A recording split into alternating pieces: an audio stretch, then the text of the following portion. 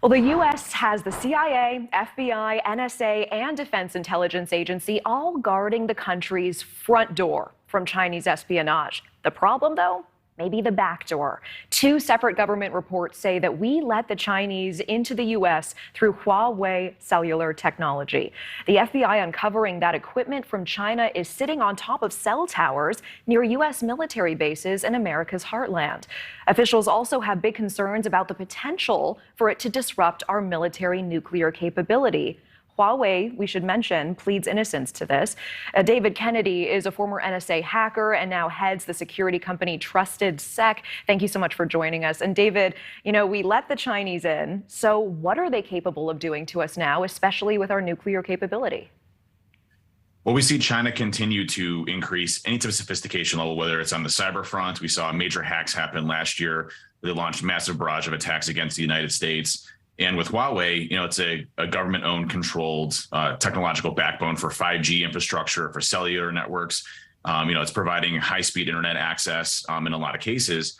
And what this specific allegation is that Huawei is basically investing in some of these high-tech areas where they wouldn't get a specific return on investment. So it doesn't make any sense for them to put this type of technology in these locations that are specifically located by military bases, areas where we have, nuclear command and control.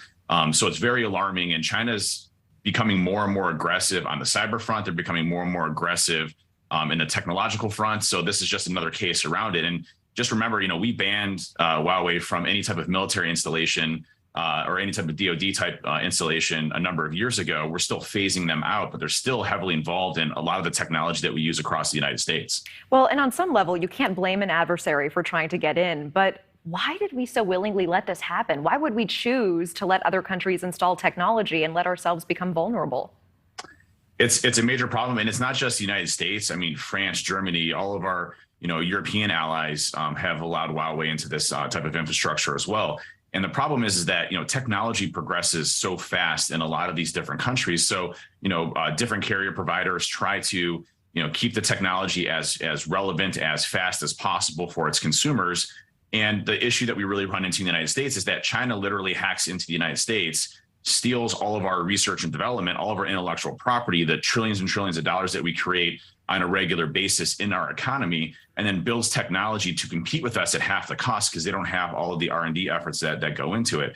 So it's this cyclical effect that we continue to see from China on the cyber front, on the espionage front, on the intellectual property theft front, that continues to really make a big issue for us here in the United States. And they're not backing down. I mean, they're getting more aggressive every single day. Well, and meanwhile, the FBI director, Christopher Wray, has warned repeatedly about China and Huawei as well as intelligence threats. Let's actually pull up and listen to a little of what he had to say.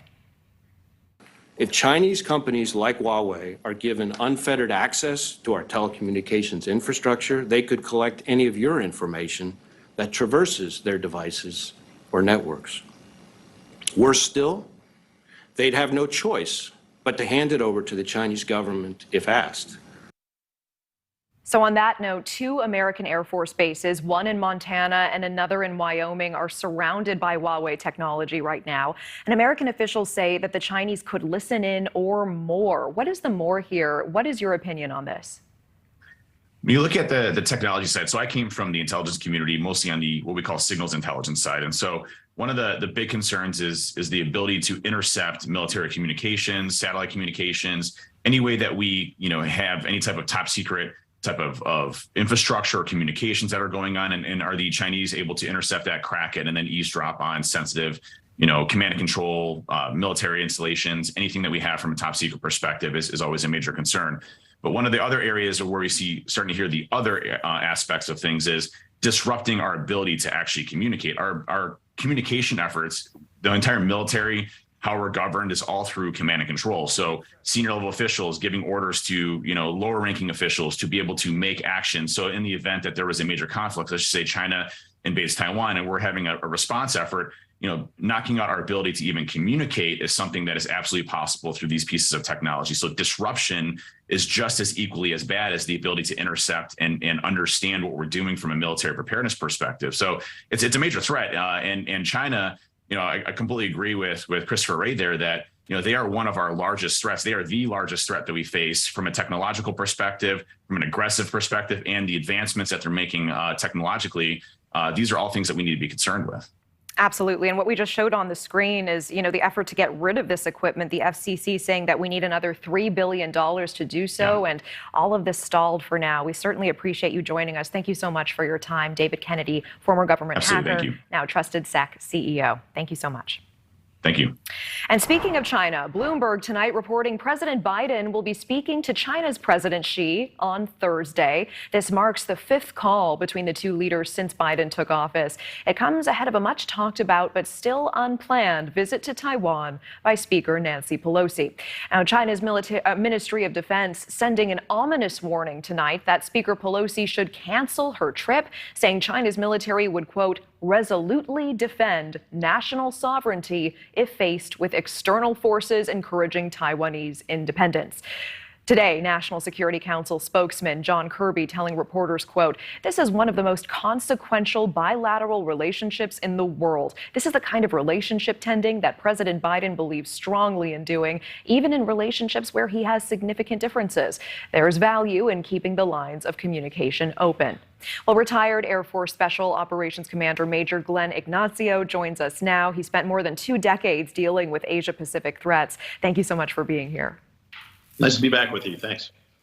So can we get your opinion on all of this? We've been going back and forth about whether Nancy Pelosi should be going. If you were advising here, should she make the trip to Taiwan? If that's what she wants, if that's what the Taiwanese government wants, absolutely. The one thing that I always avoid, and again, I've always made in my contract with you guys, is not to be political, but we can't take an act of appeasement, which is just appeasing China. Look, this is between the United States government officials, and Taiwan. If they want to visit, we should have visited. Now, when they visited Ukraine, we didn't ask Russia for permission, and they're in an active role with Ukraine. So why do we have to wait for China to give us permission? We should not appease them. We should not give them even the inkling that they have an ability to control our narrative or our objectives, especially in the Indo-Pacific realm.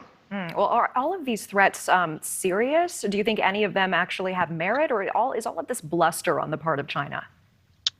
Well, we see a lot of the war of the words, right? And it comes down to the action. So if she does visit and something happens while she's there, that's an act of war, and it's going to be an act of war with the United States involved, okay? But let's say put that to the side. Now, if something happens with, between China and Taiwan, Biden has said that we would back Taiwan militarily. The White House did walk that back, but like I said, that's what he said. Does that mean that we would go to war with China if they would invade Taiwan? Just to give you an idea, just about 4 weeks ago, the Chinese military fighter jets intercepted one of our MC-130 aircraft for special operations. That's actually one of the aircraft I flew. They came so close and dangerously close that they almost hit the aircraft. There's been 400 incursions into the Taiwan Air Defense Identification Zone. So China has been doing much aggressive actions with their fighter jets, both with American, Australian military, and incurring into Taiwan. So these are active actions and aggressive, not words. So China has been very negative in their approach to anybody that is facing them in the Pacific realm. I certainly appreciate that context and perspective. Can we ask, we understand from you answering the first question that she probably should have just gone and we shouldn't have asked for permission. Given this is the situation we're in now, if she backs out now, that also doesn't look good, right? That's absolutely correct. Again, I told you, shoot straight to the point without politics is, unfortunately, we do have the history of Afghanistan pullout. Was not good. We didn't have anybody step up for responsibility from the White House or any of the policymakers. We have the Ukraine situation, which we said we'd help them out, but it's been back and forth. Will we give them jets? Will we get that? Nothing solid to really help the Ukrainians. And then now we have the point of where, hey, if they did invade Taiwan, we would definitely defend them militarily. It was a very strong statement. Now it's been walked back. I always thought that, I hate to say it, that this government was going to be weak on their approach to defend against China, and our actions in other parts of the world have shown that we don't have a backbone. That makes me feel a little bit of a fear and anxiety of our approach. And so we need to be strong against China and definitely resolute in what we do. All right, Major Glenn Ignacio, we appreciate you as always. Thank you so much. Nice to see you. Take care of yourself. Thank you. You too.